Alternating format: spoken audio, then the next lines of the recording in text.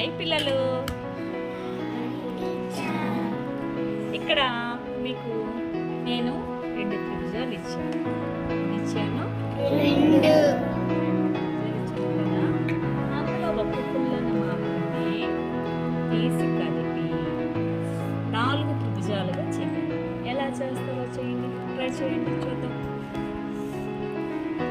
ఒక పుల్లను మాత్రమే కలపాలి.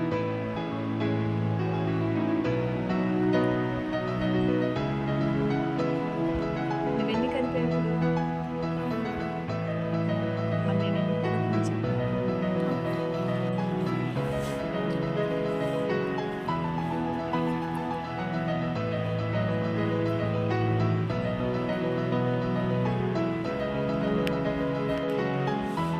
నువ్వెన్ని తీసావు ఇప్పుడు? ఎన్ని